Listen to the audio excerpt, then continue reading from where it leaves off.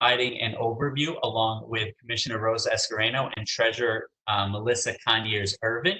We'll be providing an overview of resources, regulation, funding, everything that a small business needs to know during the COVID-19 pandemic. So without further ado, I'm going to pass it on to Commissioner Rosa Escareno from the Department of Business Affairs and Consumer Protection that will formally welcome everybody and get this webinar started. Welcome, everyone. I am so excited to welcome you guys to our ongoing business education workshops, and this is a webinar. For many of you, I just want to thank you for just continuing to be our partners. As you guys know, the webinar series is an extension of our public education workshops that we hold all year long. Every Wednesday and Friday. And so because of this COVID pandemic, we are now on webinars, and I know that we have hundreds of you joining us. And so I really appreciate your support, but importantly, during this time, you need to continue to stay connected with us as we continue to provide you updates on everything, webinars, everything from the stay-at-home order to how to kickstart your business, how to finance your business. And so you are doing the right thing. And the most important thing you need to do is stay home and stay safe. But secondly, is for those of you who are being challenged during this time, know that we are with you, that we are partnering with all the speakers that are going to be before you, talking about the many resources. These are all designed for you. And so please take advantage of everything that we bring to you via webinar. Especially during this time, it is so important to be sharing information with one another. Many of you of other small businesses or other entrepreneurs that may be challenged with getting online. I will tell you, Isaac and Kenya from my team, as well as Elisa and Geraldine, they're constantly helping me get online because it's a little difficult. I encourage you to please help others so that we can get them the resources that are important. I don't want to take too much time, but I do want to say that, on behalf of the mayor and the city of Chicago, we have put up some helpful programs, resources, financial programs for you to take advantage of. But also on our website on a daily basis almost, we are updating everything that is coming out of the governor's office that impacts small businesses. And every day we are working behind the scenes to ensure that new legislation, new issues that arise that impact businesses, that we're still working through all of that. So please stay connected. Make sure you visit us. We will try to bring that information not only through our webinars, but certainly online, because this is the best way for you to stay informed. And now I just want to say that BACP has many partners. We work closely with the state, the SBA, many chambers. We have great business resource navigators that I hope you're going to get to hear today a little bit about how the Chambers of Commerce and our Navigator program is working and supporting businesses throughout. So now I just want to take the time to welcome one of our best partners. And I just want to tell you, you guys have probably heard about the $100 million Resiliency Loan Fund. Well, let me just tell you that 50 million of that 100 million is through a wonderful partnership we hold with our Chicago City Treasurer Melissa Conyears-Ervin. Under her leadership, the Treasurer's Office has directed, again, 50 million of funds through the Catalyst Fund into this fund. For those of you that may not know, the City of Chicago's $100 million Resiliency Loan Fund is the largest pot of money across the country by any municipality. And know, and you'll hear this through this presentation, that this is only a supportive program. We look to the federal government to be the primary source, but I am extremely proud of our partnership with the treasurer. She is amazing. We partner all year long on what were our community events, business expos. She was our partner. She continues to be a huge supporter of business, and she's doing everything like us to really support our business community. So I want to thank her for her partnership, and we are continuing to work through this Resiliency Loan Fund. So thank you, Treasurer Ervin, Conyears-Ervin, and welcome. And I want to just welcome her to our webinar. And here she is. Treasurer, how are you? I am doing great, Commissioner. How about yourself? I'm washing my hands and covering up when I go out, but I'm also staying home and taking advantage of all these wonderful resources. That's absolutely correct. You know, I want to say thank you to Commissioner Escarino, who does really a fantastic job with BACP. You know, I was thinking as you were talking, and one thing about you, what I can appreciate is that you are thoughtful in what you do in the programs that you have for small businesses and for consumers. And so I really appreciate, as a resident of Chicago, what you and your team are doing on a daily basis. And so I thank you for being intentional, even during a time such as this pandemic, your team providing these webinars so that small businesses will not be um, discouraged, so that small businesses will not fall by the wayside, so that small businesses will have the information that they need. So I really want to thank you and your team for having me on this morning. Good morning or good afternoon by the time some others may hear this video. I am City Treasurer Melissa Conyears-Ervin, and I absolutely love what I do. I love my job, not just because I am protecting taxpayers' dollars, which is my primary responsibility, but also my responsibility is for development of small businesses. I really want to make certain that small businesses are empowered, have opportunities, because at the end of the day, small businesses are truly the backbone of our communities. And I know, and certainly Commissioner knows, that many of our small businesses, not only do you help the community, but you actually employ the community. And because of that, we certainly want to make certain that you are going strong. And so I know that this is certainly an unusual time for our city, really for the world. And everyone is really struggling to adapt to this new reality, which is really having severe consequences, not just on jobs, but on income and ability to pay bills, ability to plan financially for the future. And so I think that this is a great opportunity for me to kind of talk about what my office is doing. And during this pandemic, we've been working hard to help individuals, families, and small businesses. We want you to find every possible resource that is out there to help weather this storm. And we know the small businesses have been hurt drastically during this time.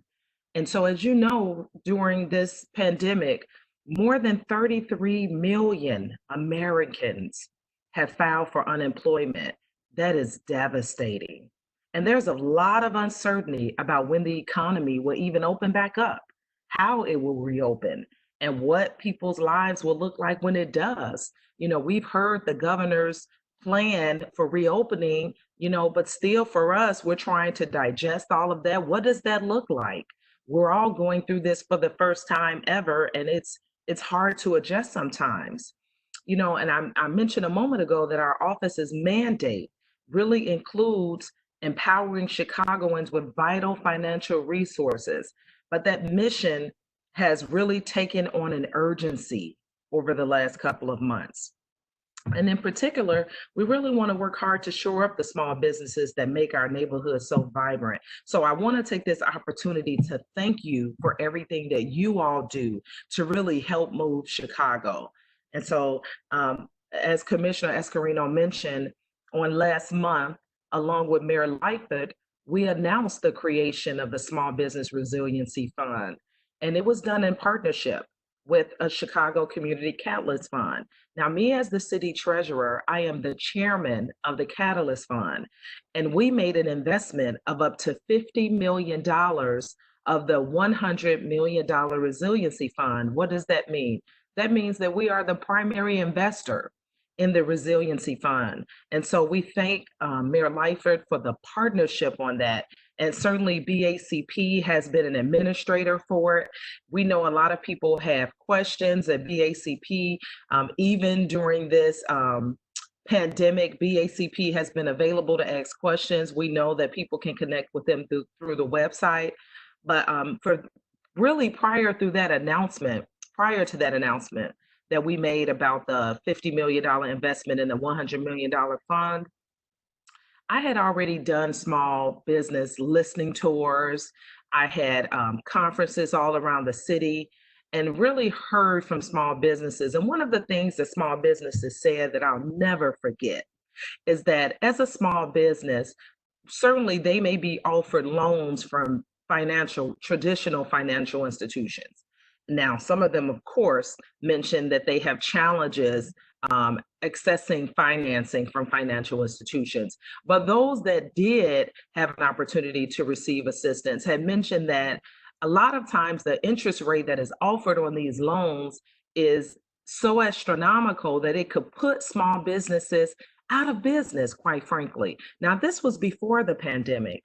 So when the pandemic hit and we partnered with Mayor Lightfoot to really get this fund going, I wanted to make certain that small businesses had an opportunity. And a little bit later on the next slide, I'll talk a little bit about some different resources, and one including the payroll protection program. But right now, what I want to mention is that we wanted to make certain that the Small Business Resiliency Fund helped small businesses. It wasn't similar to the first round of the payroll protection program, whereas a lot of businesses, small businesses, did not see the funding.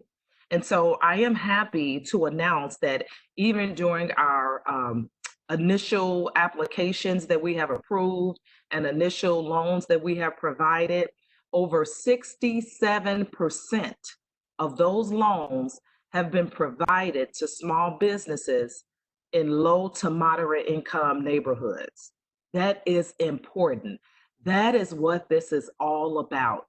And then also, I'm happy to announce that even with our initial loans that we have provided, that over 40% have been provided to Hispanic and African American business owners, and over 40% are women.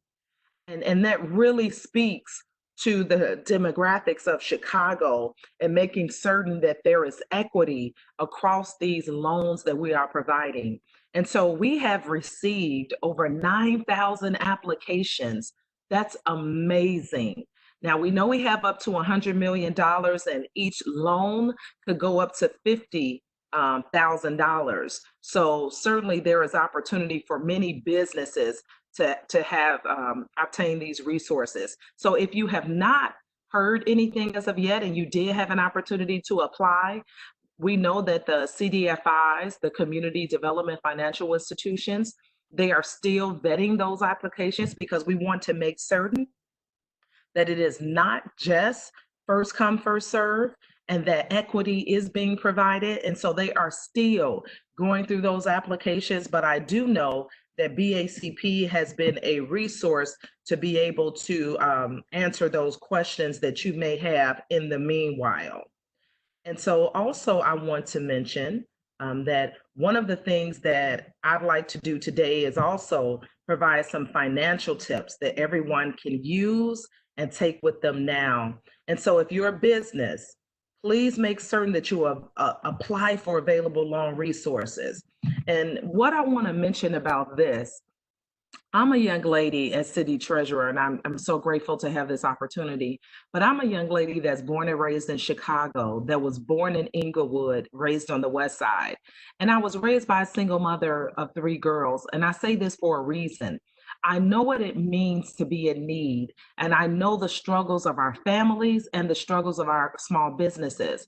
I also know that sometimes when we are from underserved communities, similar to what happened in round one of the Federal Payment Protection Program, where we saw that the funding that was intended for small businesses did not go necessarily to small businesses first, we see that and that discourages us. And so when we hear about programs, even if it seems like we can qualify for the program, many of times we don't apply for it because we think that we just won't get it. And so in the previous slide, I spoke about the Resiliency Fund and how me as the treasurer and Mayor Lightford, how we were determined to make certain that there was equity included. You know, we want to encourage you, although there are some instances and examples of how funding that was intended for certain small businesses or certain individuals do not get to them. Please do not allow that to discourage you from still applying going forward, because we want to make certain that programs that we have here is really going to who it's intended to go to. So I just want to make certain that I stress that, because I know on last week even, I think as a matter of fact, that program closed this Monday. There was another program for a very small business grant that was provided, $5,000 for businesses with 4 or less employees. Certainly, you know, there are many businesses with 4 or less employees that make less than $250,000 in revenue. You know, there's a lot of businesses, not just brick and mortar, but certainly some micro, small businesses all over. And I don't know as of yet what those numbers look like, but I know that some people just felt it didn't apply to them. And I would tell them, why do you think this does not apply to you? It does apply to you, and we want you to apply. Forget what happened in the past. Forget that you've seen that certain people may get things. We want to provide equity. And so I would just encourage those that are on the line, and I know that you'll get these slides a little bit later, but as you hear about programs, please apply for it. Even with the payroll protection program, I know that there's a round 2 coming for the federal program. Please, we are hoping and crossing our fingers that this program will be as intended and will help small businesses. Because as you know, the payroll protection program through the federal government can be a forgivable loan, and that is very important. And so also, I think I've spoken enough on that slide, hopefully, but I'll also mention this if we go back just 1 minute. There are also organizations, I mentioned about the CDFIs, I mentioned about payroll protection program. There's also organizations like LISC, which LISC is a CDFI, but they are partnering with private sector companies like State Farm and Verizon to offer relief to small businesses. And if you're having trouble paying your federal student loans, there may be relief for you through the CARES Act. If you're having trouble with cash flow, please do not use, and I want to say this twice, please do not use a quick cash lender. If you're having trouble with cash flow, please do not use a quick cash lender. And here's why. The average interest on a payday loan is 400%, 4 times what you borrow. That's the kind of loan that can make it impossible for you to get from out under. Instead, consider using your low interest credit card and spend only what you have to. And this is important for small businesses because I know a lot of small businesses use their personal credit to keep things going. And for any bills that you may have to pay, and this applies to small businesses as well as for individuals. Any bills that you have to pay, credit cards, mortgage, rent, utilities, always call the lender before your payment is going to be late and explain your situation. Most lenders are trying to work with borrowers because with 33 million people out of work, they know that people are having trouble right now. And I would encourage you I know that you visit the BACP website. Please make certain that you visit ChicagoCityTreasurer.com. On our website, all these programs that I have before you about small businesses, all of that information is on our website. We try to keep it up to date as quick as possible. Also, we have financial tips on our website because we want to help you through this pandemic. When this pandemic is over, and we pray that we all come out of this healthy and strong, we have to make certain that we are able to live financially after this pandemic. And so as your city treasurer, I want to make certain that I am helping at all realms, in all realms of this pandemic. And so make certain that you visit ChicagoCityTreasurer.com, and you'll receive information about not only loan funds and resources, but information around unemployment, food security resources, childcare, student loans, and paying bills. I would also suggest that everyone sign up for our weekly newsletter, in which we share a lot of great points. And thank you for moving to Money Matters, because that's my next point. I'm having a great time on this webinar. As you see, I'm like Commissioner Escarino. I love providing great information. And this really makes me excited because we want to share information, because information is knowledge. On Mondays, especially during the month of May, and we'll see how it goes beyond May, but every Monday we have Money Mondays with Melissa. We usually have it at high noon, as my mother would call it, 12 noon. And this is a weekly webinar in which we interview special guests and provide valuable information about how to protect your financial wellness during this crisis. Last week and I love this flyer for this week. Last week we had President Tony Preckwinkle, and we had Amanda Carney, who's the co-founder and president of Working Credit, a nonprofit that helps consumers protect their credit.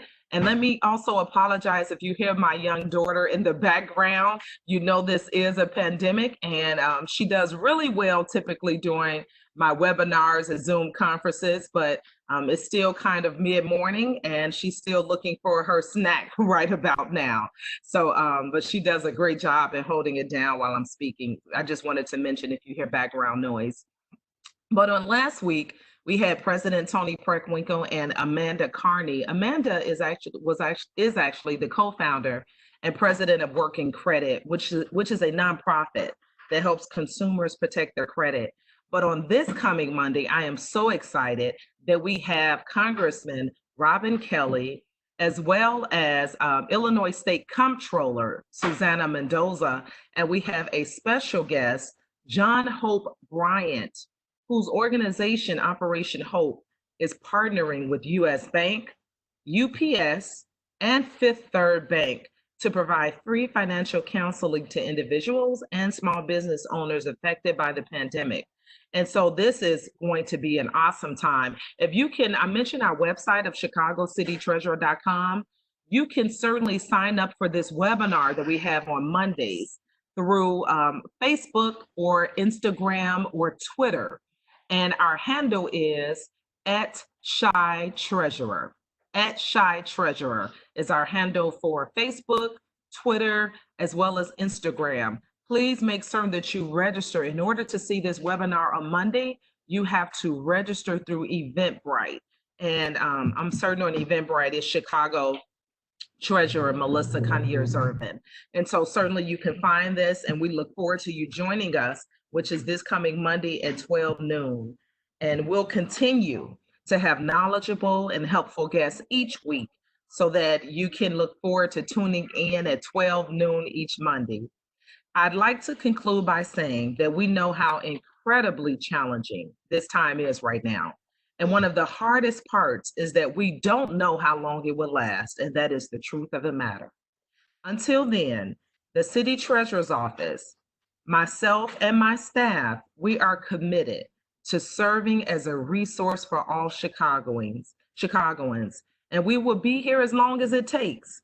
Hopefully things will continue to move in a better direction so that we can flatten the curve and things will get better, and hopefully a vaccine will be discovered and all will be well soon. But in the meantime, please don't hesitate to reach out to my office and my staff. And again, thank you, Commissioner Escarino and your staff at BACP for the continued partnership.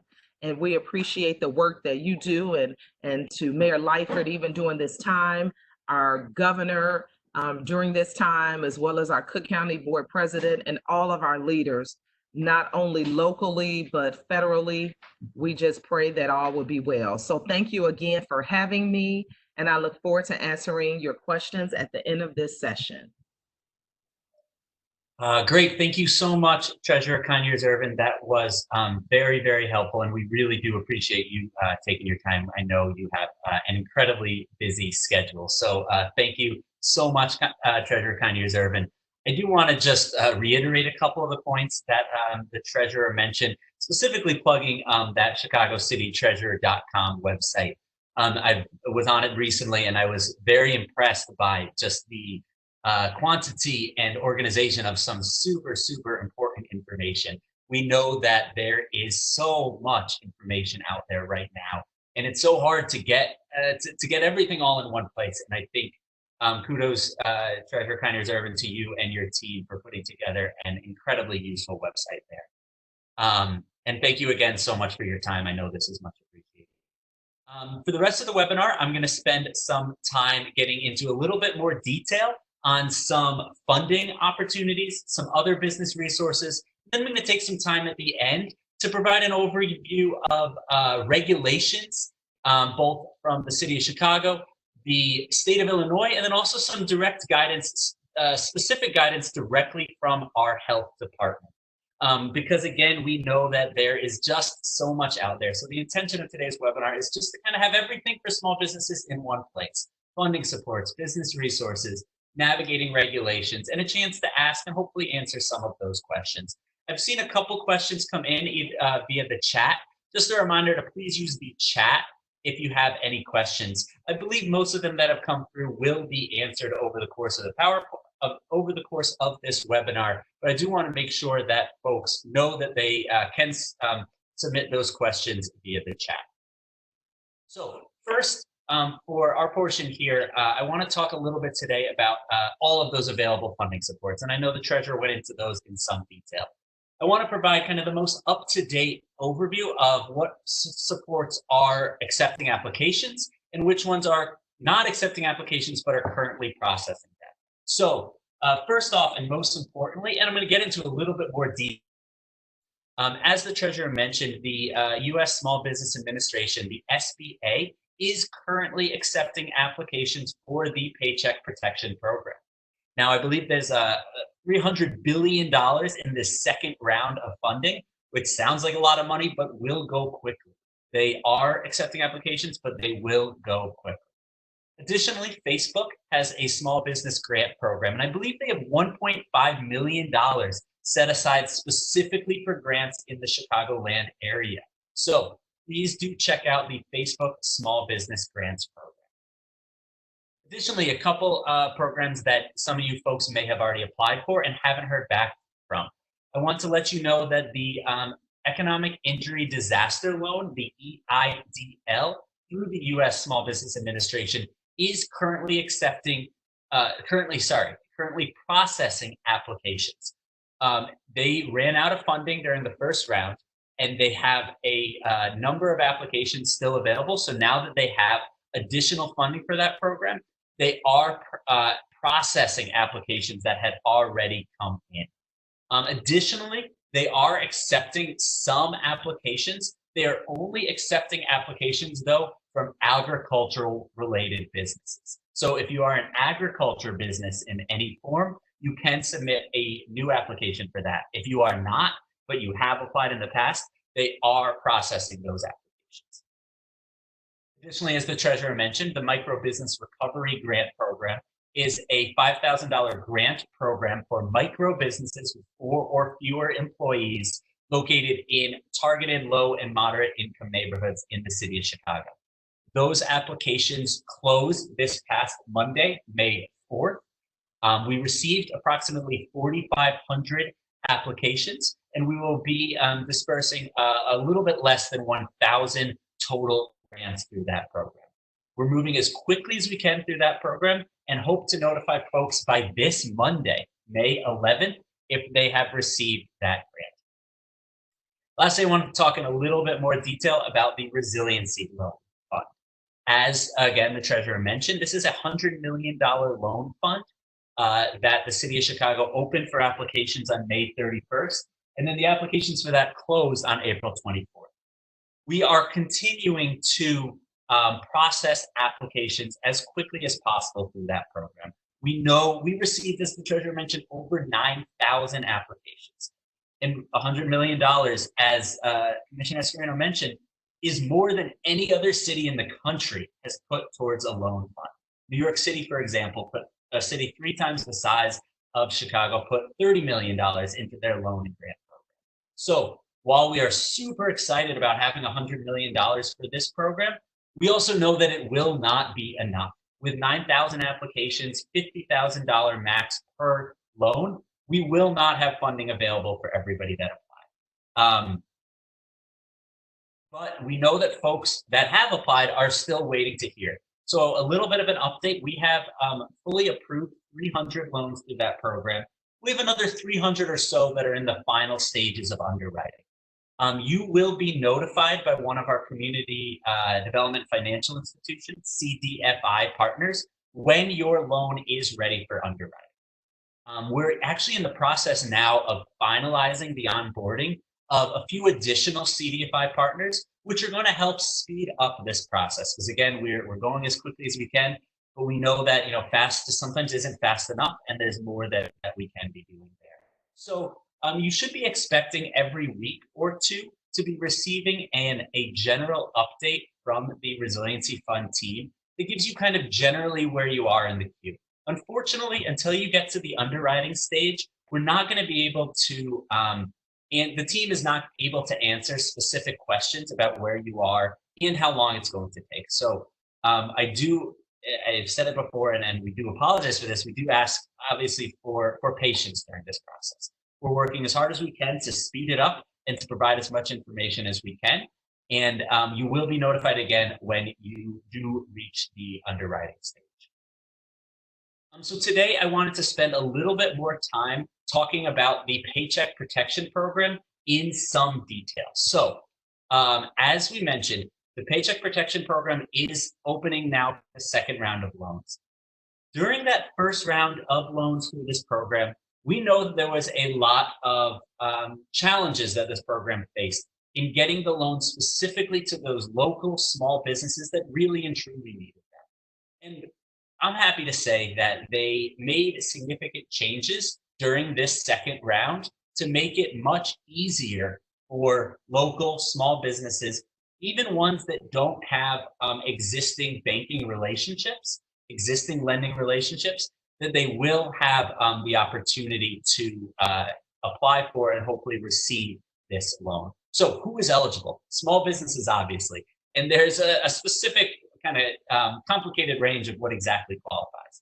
Nonprofits, but also this round, sole proprietors, independent contractors, people that are self-employed. It's not just for your brick and mortar retail on the corner. It could be an independent contractor, someone that's self-employed. Absolutely, sole proprietors should be applying for this loan and will have the opportunity to do so now.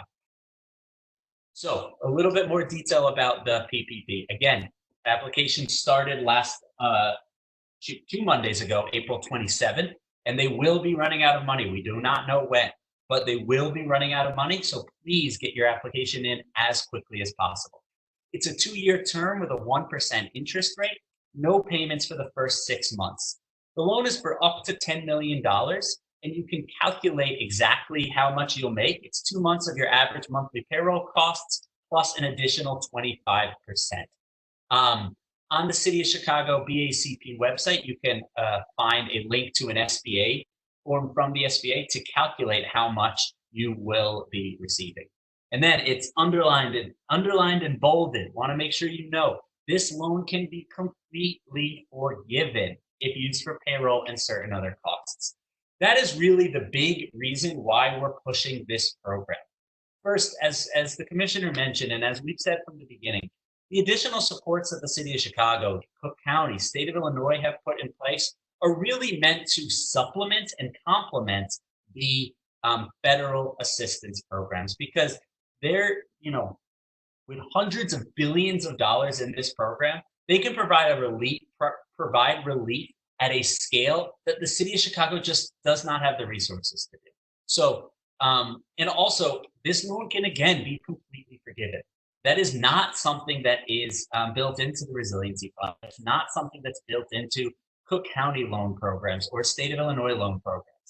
So really want to emphasize that if you're looking at a variety of different funding options, the Paycheck Protection Program as a loan that can be completely forgiven really should be top of mind. Also, again, can go up to $10 million. And finally, and this is something that I really want to make sure folks are very clear about, how to apply. We at BACP have weekly check-ins with our counterparts at the Illinois Small Business Administration.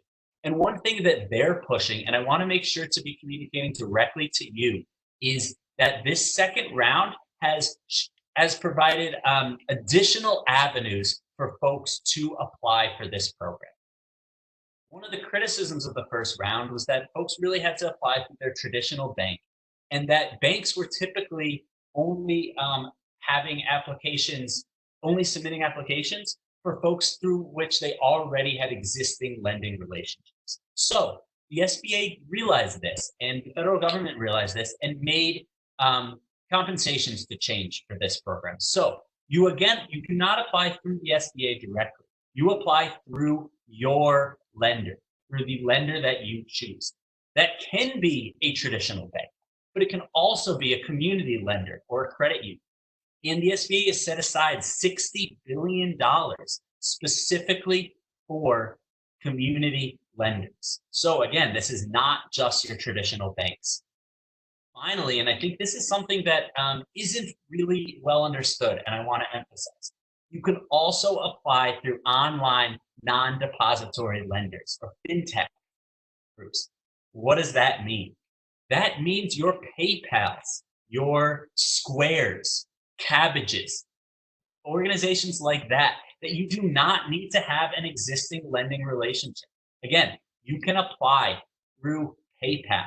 A lot of folks have PayPal for their personal, for their business. You don't even need an account. You can make a new account and you can apply through those organizations. It does not just need to be your traditional bank. So, high level of the Paycheck Protection Program, the things I really want folks to know is that it is not just your traditional businesses that are eligible for this. It can also be sole proprietors, independent contractors, and that there are other lenders that are available other than just your traditional banks. So I've seen a couple questions come through asking if there were loans available for small businesses in other areas outside of where the Micro Business Recovery Grant Program went.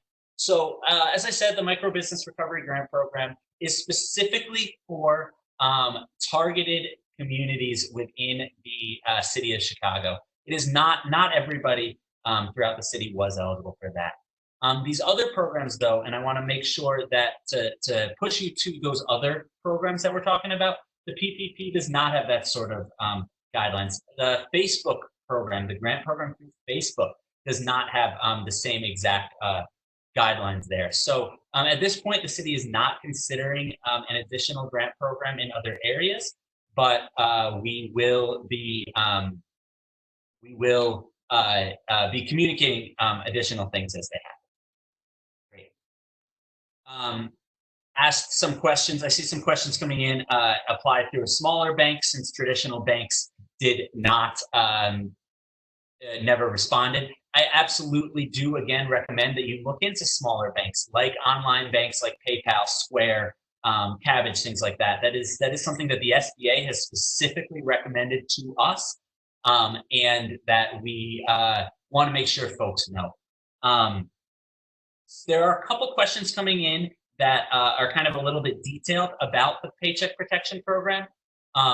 I asked if you can to please submit those questions via email to bacpoutreach@cityofchicago.org. We will pass those along to our partners at the SBA, and we'll make sure to get answers to those questions. Great. Asked if this question's for Chicago residents owning properties outside of Illinois. I want to programs outside of Illinois. I will ask that you again send an email to BACP Outreach. I know that a lot of other cities and a lot of other states are doing similar programs. So I will help you find those resources that you send along. Had a question about the loan. I included here that it can be completely forgiven if used for payroll and certain other costs.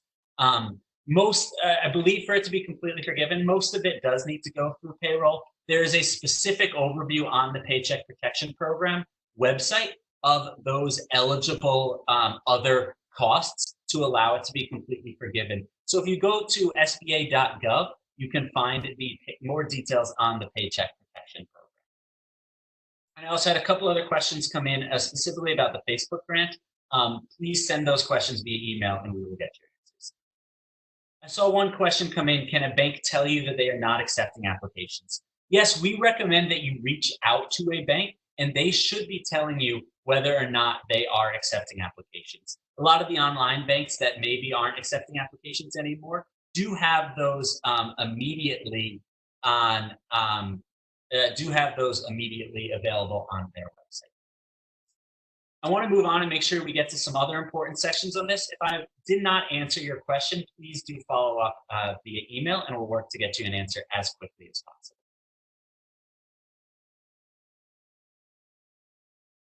So one additional thing I want to talk about is the Small Business Resource Navigator program. So the City of Chicago did set up 13 neighborhood business support organizations that provide one-on-one counseling and assistance to small businesses. These small business resource navigators are located in neighborhoods throughout the city, and I'll give an overview on the next slide of where they are. They are trained by the SBA and BACP to answer very detailed questions about the loan and grant programs, and to guide people in their best funding options. They can really help folks decide what is best for a business owner in a way that the city really does not have the ability to do.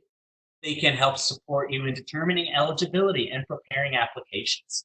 And you obviously, with the stay-at-home order, appointments are available either via phone and remote meeting. Assistance is also available in English, Spanish, Polish, Korean, and Arabic.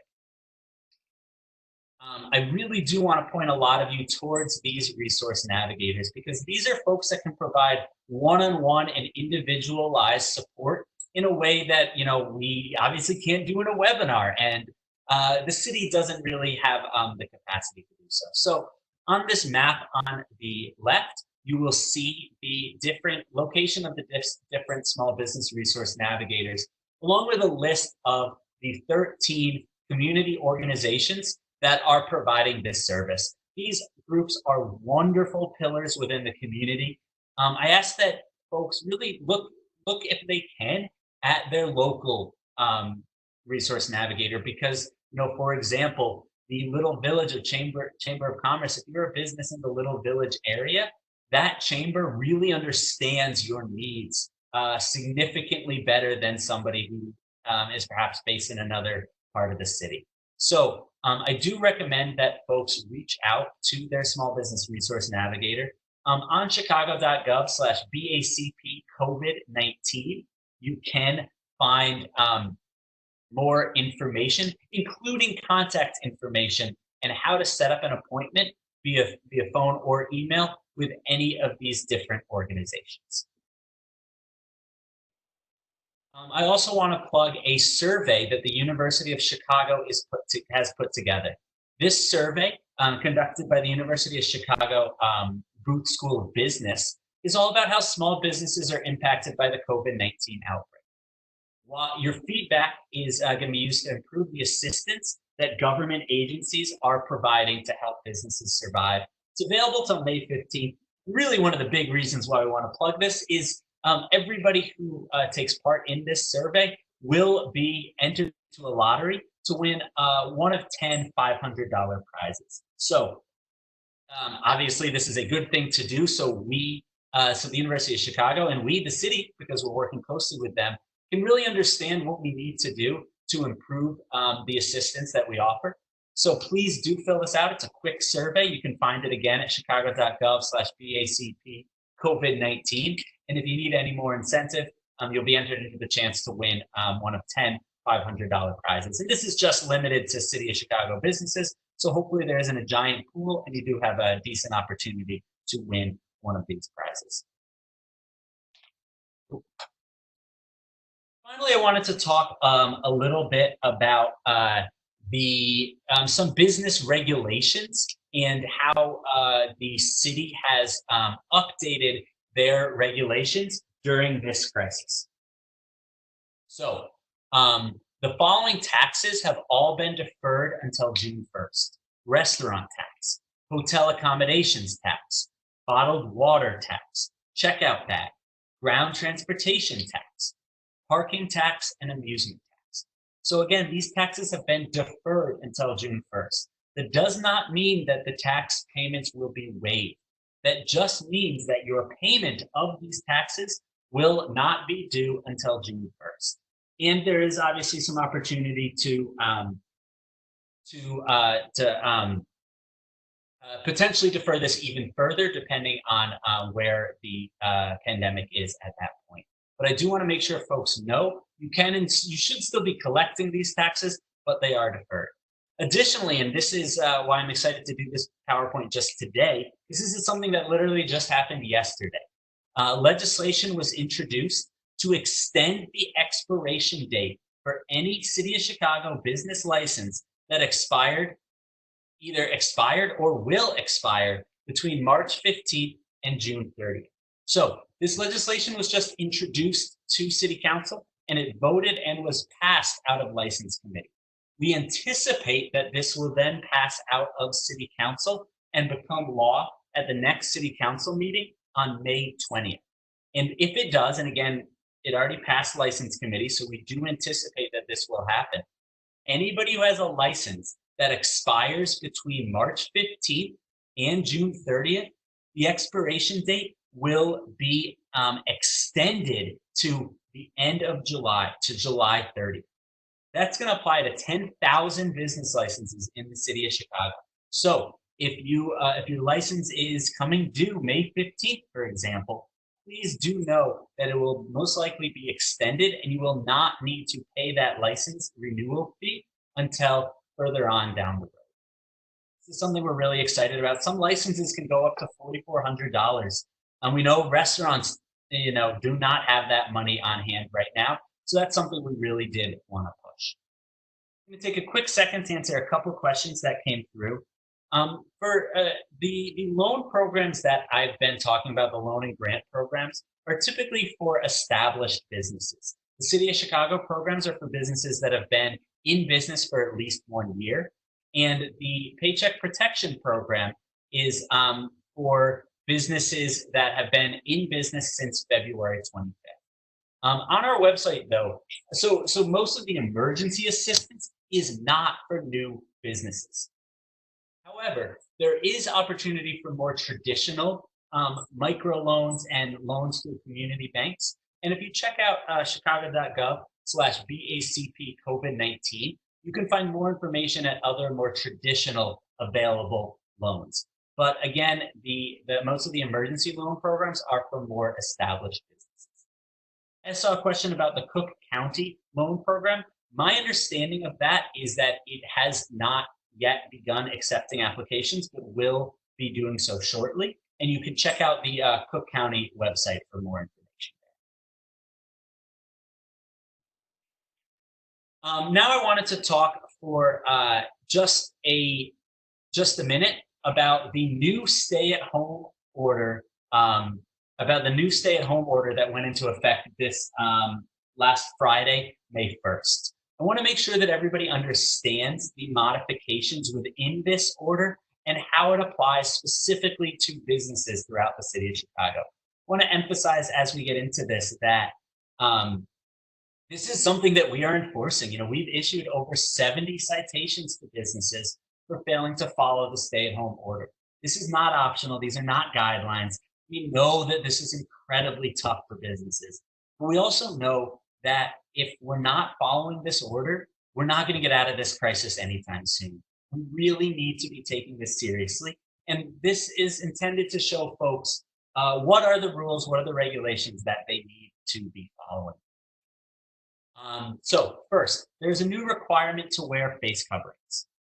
That means everybody over the age of 2, this applies to everybody, not just businesses, are required to wear face coverings over their nose and mouth when they are either in a public space and unable to maintain a 6-foot distance, or in any indoor public space. A couple points of clarification. First of all, and this isn't on the text here, but it is in the stay-at-home order. This really applies to everybody over the age of 2 that can medically tolerate a face covering.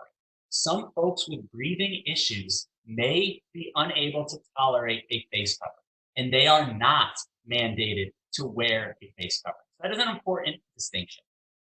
Additionally, the stay-at-home order and the guidelines on face coverings do not say anything specifically about whether businesses are required to have folks wear that face covering before entering the business. That's something that is really up to the business. But we do make sure that folks are taking the proper precautions to keep their customers and their employees safe. Second, there are new categories of businesses that are considered essential. As of a week ago today, pet grooming, animal grooming services, along with garden centers, greenhouses, and nurseries are all considered essential businesses and may fully reopen. They still, though, must require and must follow all of the social distancing requirements. Third, and this is very important for non-essential businesses, retail stores that are not designated as essential, your general retail, shoe stores, beauty supply shops, things like that, they may reopen under very limited conditions. So they may reopen to fulfill online or telephone orders. They must be completed through pickup outside of the store or through delivery. So you folks cannot enter retail, non-essential retail, to make a purchase or to make their pickup. Again, pickup must be done outside of the store or through delivery. It cannot be done inside the store. Parking rules must continue to be followed. That means no setting up temporary cones out in general parking and things like that. And also, business cannot be conducted on the public way. You can't just bring your business out in front of the store and build a store on the sidewalk. But retail can open up to fulfill online or telephone orders. Obviously, essential retail like food, medicine, hardware stores, things like that, can continue to operate in full as an essential business. This is for non-essential retail. They can now reopen for online or telephone orders, or for pickup outside of the store, or for delivery. I see some questions coming through about businesses that are not do not have an online presence. One thing that we are doing is trying to, through these webinars, we actually have a couple different webinars to help train people on how to get their business online. If I'm not mistaken, we have one that is currently scheduled for next Friday about how to get your business online.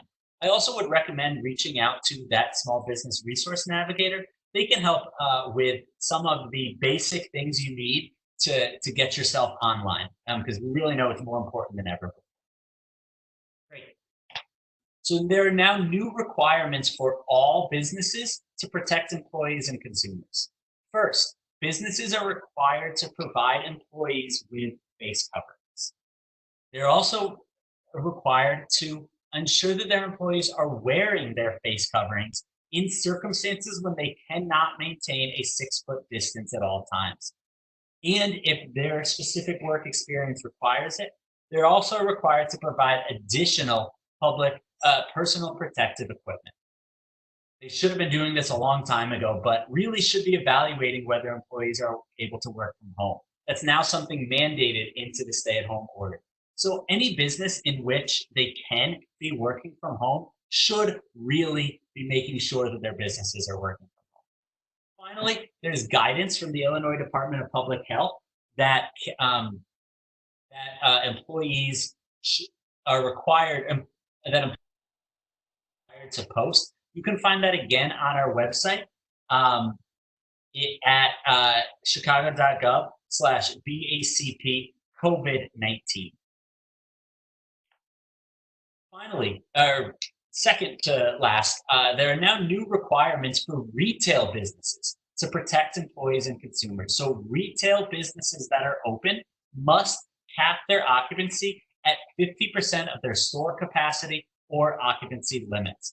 For more details on how to calculate that, you can again go to our website, chicago.gov/BACP COVID-19. Retail businesses must set up their store aisles to be one way, and they must communicate through in-store signage, PSAs, or advertisements about these social distancing requirements. And finally, they must discontinue the use of reusable bags. Now, lastly, there are new requirements specifically for manufacturers. Manufacturers are required to stagger shifts, reduce line speeds, operate only essential lines, and ensure that all spaces where employees gather, including locker rooms and lunchrooms, have the opportunity to allow for social distancing. Finally, they must downsize to the extent necessary to allow for social distancing. Great. So that's a little overview of the new stay-at-home order. Again, I want to reiterate that this is something that we are enforcing.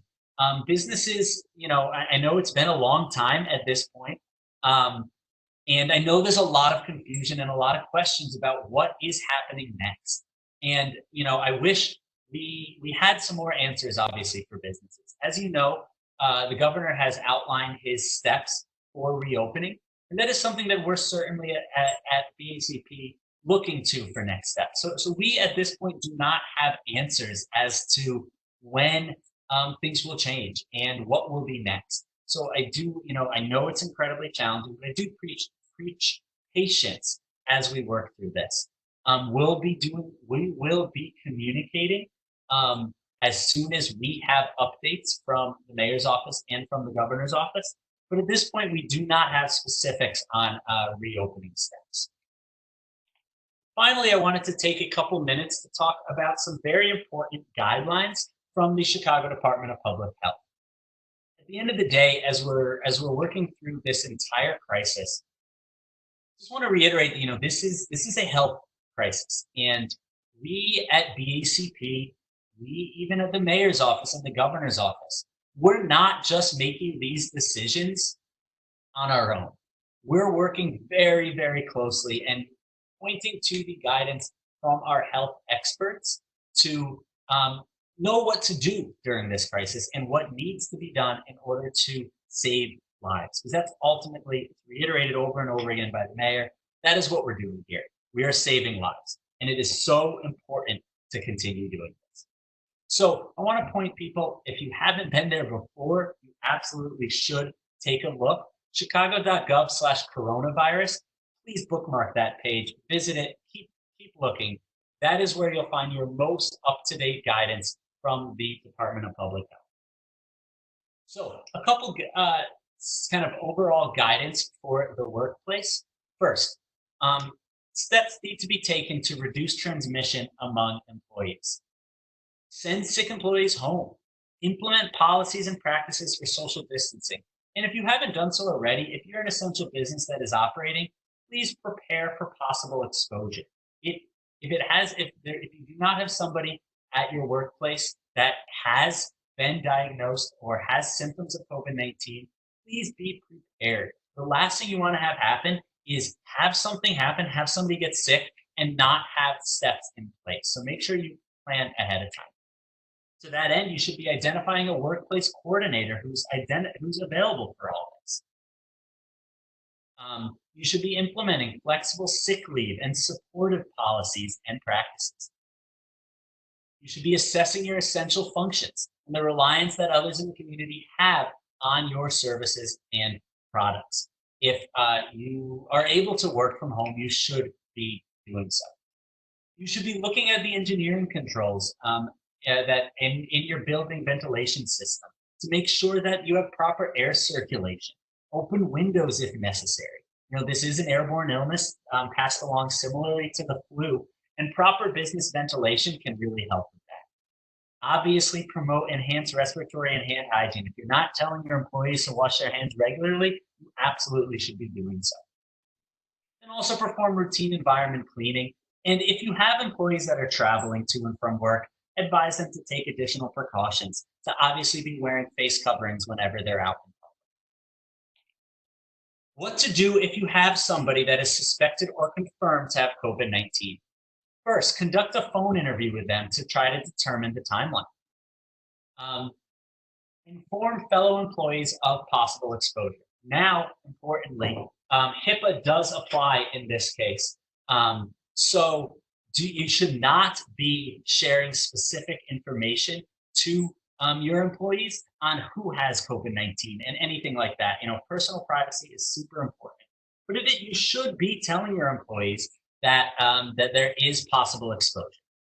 Ensure that family members and direct close contacts stay home for 14 days. What does direct close contact mean? Direct close contact means within 6 feet for 10 minutes or more. Current public health research says that that you are really in the most danger if you have indirect close contact within 6 feet for 10 minutes or more. Passing contact, very brief contact, is not considered direct close contact, and those folks that have had very brief encounters with people with COVID-19 are not required to stay home for these 14 days. And then this should go without saying, but please do perform enhanced cleaning and disinfection. Now, I want to make sure that we do have one kind of important caveat clear. The health department has also released specific guidance for critical infrastructure workers. These are folks that work in federal, state, local law enforcement, 911 call center, janitorial staff, custodial staff, folks in food and agriculture, critical manufacturing, IT, transportation, energy, and government facilities. These folks are considered critical infrastructure, and CDPH and also the Centers for Disease Control, CDC, have released specific extra guidance for these critical infrastructure workers. As long as critical infrastructure workers do not develop any COVID-19 symptoms, they may be permitted to continue working following potential exposure. So if you own a business that's considered critical infrastructure, or if you work at a business that's considered critical infrastructure, you will be permitted to continue working even if you have had direct close contact with somebody who has COVID-19, as long as you do not develop any COVID-19 symptoms. However, employers should be taking additional precautions. So we're now towards the end of this presentation. I just want to make sure we have time. I know we did stop a couple times through to answer specific questions, but if we have any other questions, I will have approximately 5 more minutes to answer as many questions as we can. Before we do that, let me move back to more appropriate slide. I'm going to leave this available funding supports slide up, in part because this shows our website, chicago.gov/BACP COVID-19. So as we're answering your questions, I do want to thank, again, Treasurer Conyears-Ervin. I'm not sure if you are still on the line, but I do want to check and thank you so much for your time today, and most importantly, for all that you have been doing to support businesses during this time. You're really an advocate for Chicago's businesses, and much appreciated by us here at BACP and by all your constituents throughout the city. So thank you. Thank you so much. And I am on the line, and great presentation. Thank you. Great, thanks. Let me look through some of our questions. I saw a question about folks that want to sell items on the street out of a caravan or trailer.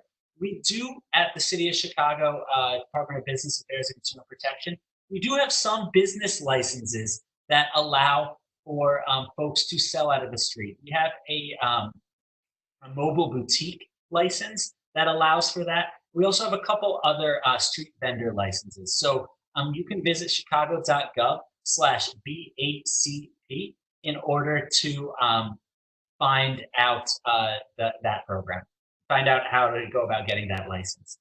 So one question, how is the loan amount determined by the Resiliency Fund? So it's really based on your payroll needs. So we ask folks to submit what they need for payroll. So if that is up to $50,000, we are approving a lot of loans for that full $50,000 amount.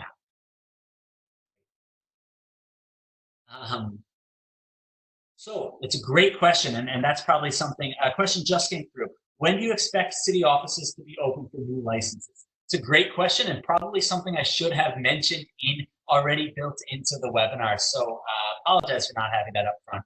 The City of Chicago Department of Business Affairs and Consumer Protection is still processing business licenses. So if you do not have a business license and need a license in order to do the activity that you want to do, you can still go about getting that license. It is entirely online and handled over the phone through chicagobusinessdirect.org. And you can visit our website again, chicago.gov/BACP or chicago.gov/BACP COVID-19 in order to get more information on that.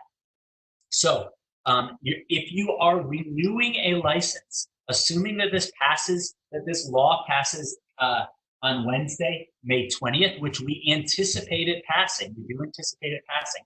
Assuming that it does, anybody whose license expires between March 15th and June 30th will be extended until 30 days past that June 30th date. So you will have until July 30th in order to come in and get your license renewed.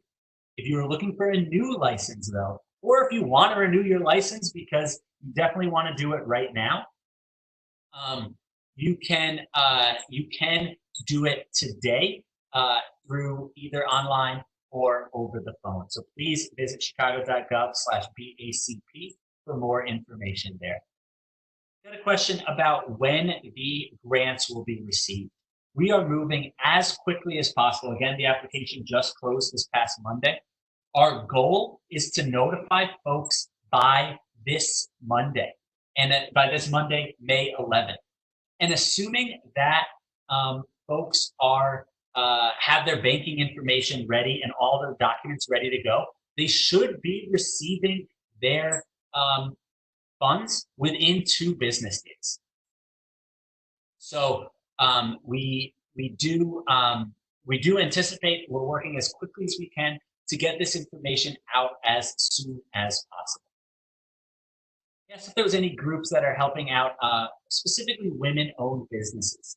Now, the grants and funds, the grants and loans that I've talked about are not specifically for women-owned businesses, but they do, we are making sure that there is equity across different business types. Received a question about if an authorized lender, I assume this is through the Paycheck Protection Program, is not responding to our request for loans. Now, excuse me, it is ultimately up to the lender whether they will be accepting your application for a loan. We do encourage folks to check out the SBA website in order to, I do recommend checking out the SBA website for other additional lenders. I mean, I would recommend being persistent. Sometimes following up repeatedly and being persistent can really help. It's ultimately up to the lender, though, whether they will be moving forward. As I mentioned, there are a number of different types of lenders, including online ones. So I recommend checking out a couple different options. So I had a question, and this is specifically about paid sick leave. And if an employee tests positive with COVID-19, are we required by law to pay their sick leave? So under the Families First Coronavirus Response Act, I believe I have that acronym correct, FFCRA, folks that if somebody does test positive for COVID-19, they do have they will be granted 2 weeks of paid sick leave, and that will be ultimately funded by the federal government. So that is something that you are expected to be giving this additional paid sick leave if you fit within specific guidance from the Federal Department of Labor. If you send us an email to BACP Outreach, I will make sure to get the specific information on whether or not you qualify for that sent to you. I saw a question about applying for the $10,000 emergency fund through the SBA, but not applying through the economic injury disaster loan. So my understanding is that $10,000 emergency fund through the SBA is part of the EIDL, the economic injury disaster loan. So if you apply for that, you have the opportunity to receive an immediate $10,000 grant. Now, that is my understanding of that, but I would recommend checking out the SBA.gov website for more information. And again, that $10,000 grant program, they stopped processing applications, but now that they have new funding, they will be continuing to process applications. So now I do see a couple additional questions coming through, and I do want to make sure that we're cognizant of folks' times, and I do want to put back up the email address on your screen, bacpoutreach@cityofchicago.org. We will please send your questions to that email if they were not answered today. I see a couple questions coming in specifically related to unemployment and paid sick leave. We have an Office of Labor Standards here at BACP, and they can definitely answer your questions. So if you email BACP Outreach, we will connect you to folks that will be able to help out there. So as a reminder, the grant program, we received over 4,500 applications, and we expect that a little bit less than 1,000 folks will ultimately receive that grant. So it will not ultimately be everyone that applied, but we are doing our best to get that out to as many folks as possible. So again, please submit any questions you have via email. And I want to thank all of you and for all of your hard work and persistence and dedication during this time. And I very much want to thank again Treasurer Melissa Conyears-Ervin for her time and for all that she is doing to support businesses and the taxpayers during this time. Thank you all very much.